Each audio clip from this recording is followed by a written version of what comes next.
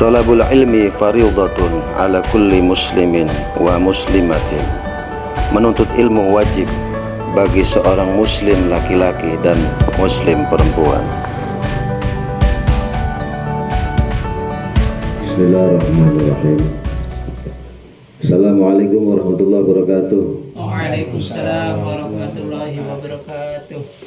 Alhamdulillahil wahidul qahhar. Asyhadu an la ilaha illallah wahdahu la syarikalah. Allahumma sholli ala Muhammad wa ala ali Muhammad. Amma ba'du.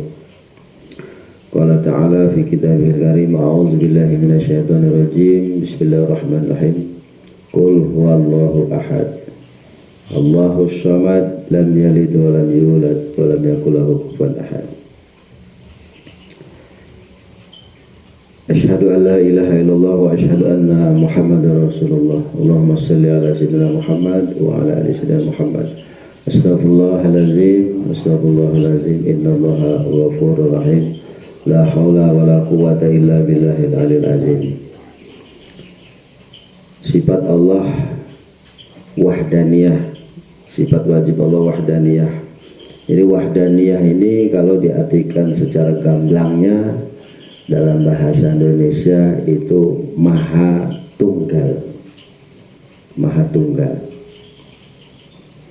Nah, dari arti katanya saja kan sudah kita bisa memahami bahwa Allah itu tunggal, tidak ada dua, tidak ada tiga, tidak ada empat, tunggal. Nah, setiap bahasa dasar katanya itu pasti ada. Kalau dalam bahasa Arab itu ada isim, ada fa'il. Setiap ada isim pasti ada fi'il. Ada fi'il itu ada pekerjaannya, ada yang mengerjakannya. Nah, dari kata-kata tunggal ini, ya, kalau fi'ilnya kan manunggal, manunggal. Siapa yang menunggal? Ya, yang menunggal ya zat al-wahid, zat yang maha tunggal, kan gitu. Makanya sifat wahdaniyah ini sifat yang maha tunggal.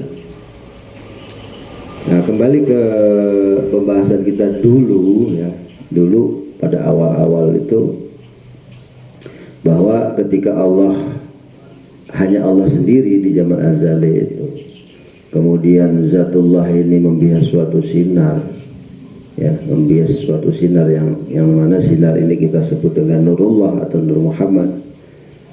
Nah, ya, Nur Muhammad ini kemudian bersaksi, bersyahadah, kemudian dibalas syahadat itu.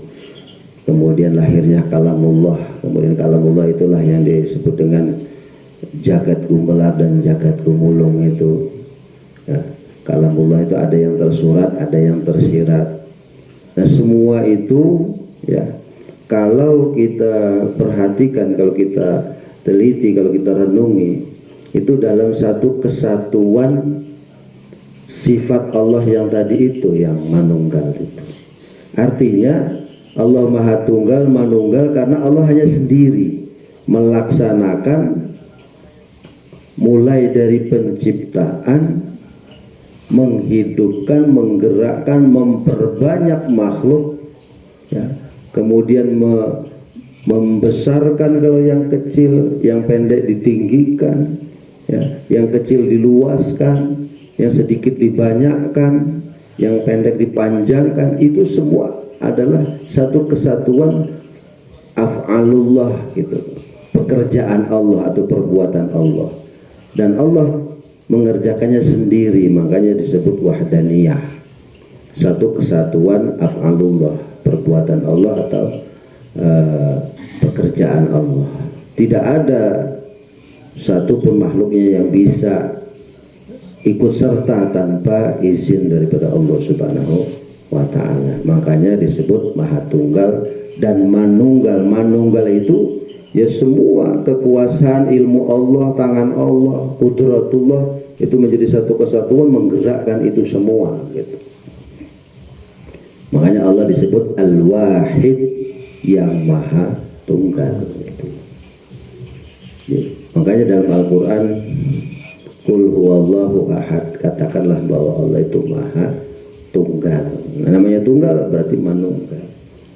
Dan di ayat yang lain sering kita ucapkan ya,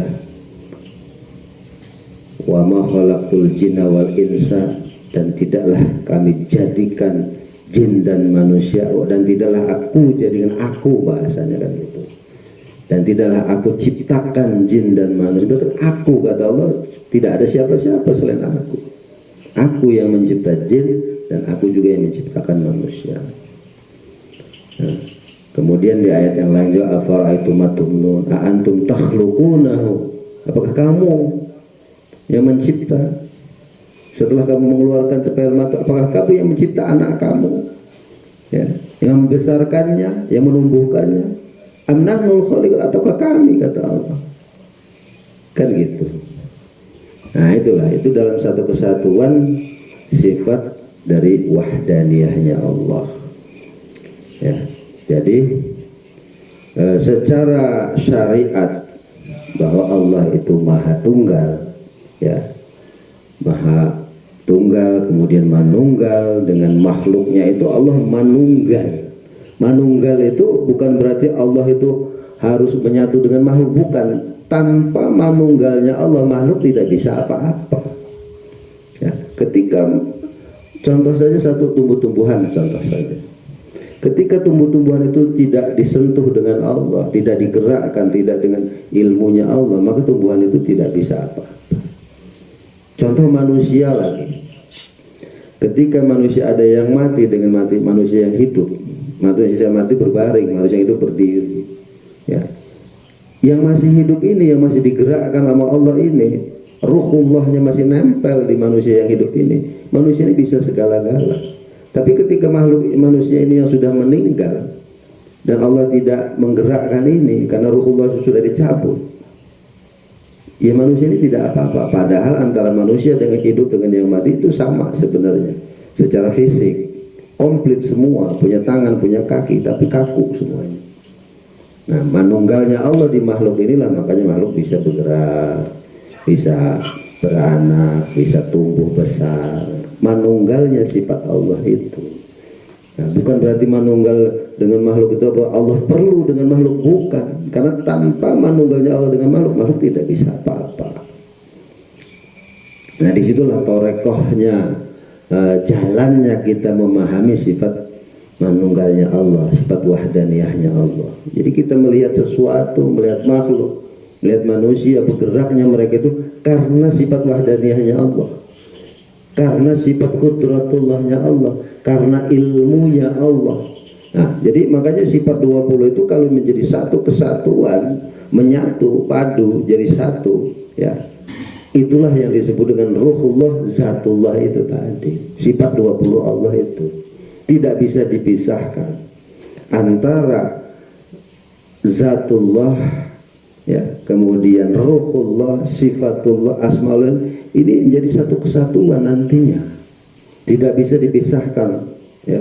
Oh ini pekerjaannya ar-Rahmannya Allah, oh ini pekerjaan wahdaniyahnya Allah, oh ini sifat kudratullah. Tidak, sebenarnya semua sifat-sifat Allah itu menjadi satu kesatuan. Itulah Allah Subhanahu wa ta'ala. Nah, cuman yang nampak oleh kita ini, yang terluarnya daripada apa karya Allah, kira-kira begitu kalau ngomong gamblangnya. Yang paling terluar karyanya Allah itu yang bisa kita lihat. Makanya dalam Al-Quran, la tudrikul absar wa la tudrikul absar, la tudrikul absar wa huwa yudrikul absar. Mata ini tidak bisa melihat Allah, tetapi Allah bisa melihat mata. Karena apa? Yang bisa dilihat mata telanjang ini ya makhluk, bukan Allahnya. Tetapi makhluk itu ya, penggeraknya ya, yang menghidupkannya adalah Allah Subhanahu wa ta'ala.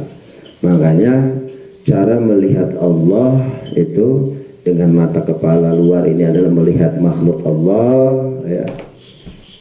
Kemudian melihat gerak-geriknya makhluk itu adalah af'alullah kan itu. Nah, masuk ke dalam hati keimanan kita, kita yakini, kita imani bahwa itu adalah hayatullahnya Allah, hidupnya Allah, menghidupkannya Allah semua makhluknya, kan itu. Itulah cara memahami kita terhadap Allah Subhanahu wa ta'ala. Makanya awwaluddin ma'rifatullah, awal daripada agama adalah mengenal Allah dulu. Ya, kalau kita kita bagi-bagi bahwa satu yang harus kita pahami ini ada akidah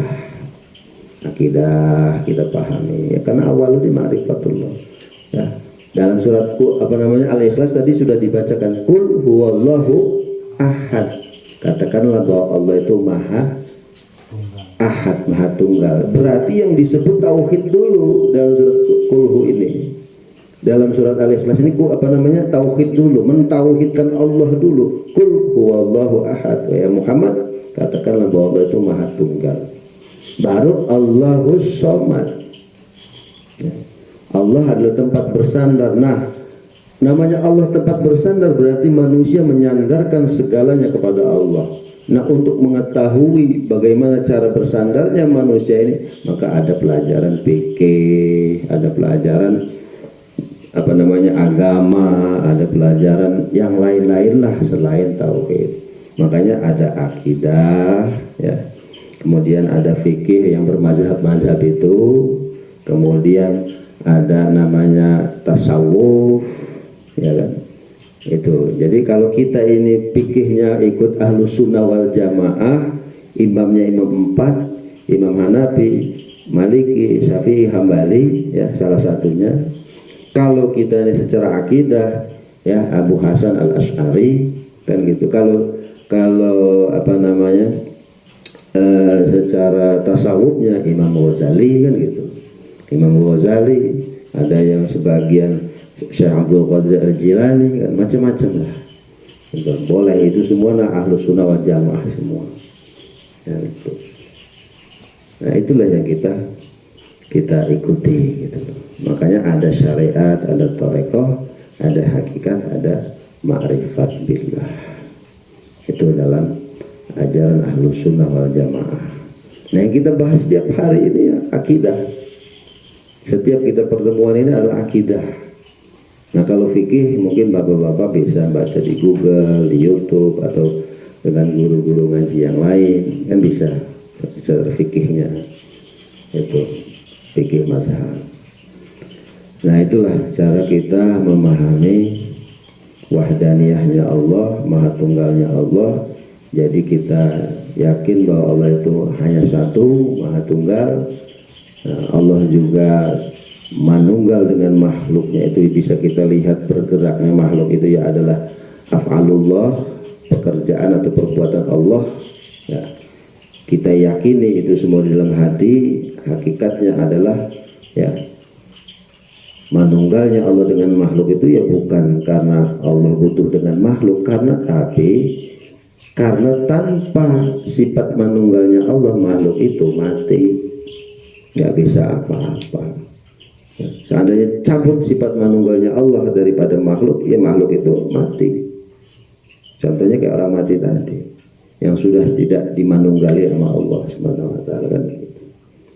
Nah, kalau sudah demikian keimanan kita, barulah akan timbul rasa mengenal Allah, rasa ma'rifat billah, ya. Kita merasakan adanya Allah, merasakan kehadiran Allah, merasakan geraknya Allah, merasakan cahayanya Allah, merasakan rizkinya Allah, merasakan kasih sayangnya. Nah, terus rasa itulah yang disebut dengan rasa ma'rifat billah atau mengenal Allah Subhanahu wa ta'ala. Orang yang sudah ma'rifat billah itu rata-rata hati-hati dalam berbuat, enggak sembrono. Karena apa? Dia meneliti ini perbuatan Allah semua baik enggak buat saya. Karena Allah ini khairihi wa syarihi minallah, baik dan buruk Allah perbuat untuk manusia. Tinggal manusia memilih, gitu loh. Mau yang baik atau yang buruk, mau yang jahat ataupun yang baik, gitu loh. Manusia memilih. Kita lihat tuh, ini Allah menciptakan kebaikan dan keburukan. Kita diciptakan manusia adalah makhluk yang berakal. Ya pilih yang baik-baik saja, nggak usah yang buruk.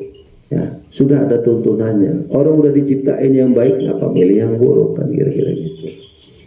Nah, ya sebenarnya pembahasan yang tadi sebelum ngaji itu juga kan berkaitan lah sebenarnya dengan apa yang kita bahas ini. Nah, sifat wahdaniyahnya Allah Subhanahu wa ta'ala. Wallahu alam bissawab. Asyhadu an la ilaha illallah, asyhadu anna Muhammadar Rasulullah. Allahumma shalli ala sayyidina Muhammad wa ala ali sayyidina Muhammad. Astaghfirullahalazim, innallaha ghafurur rahim. La haula wa la quwwata illa billahil aliyyil azim.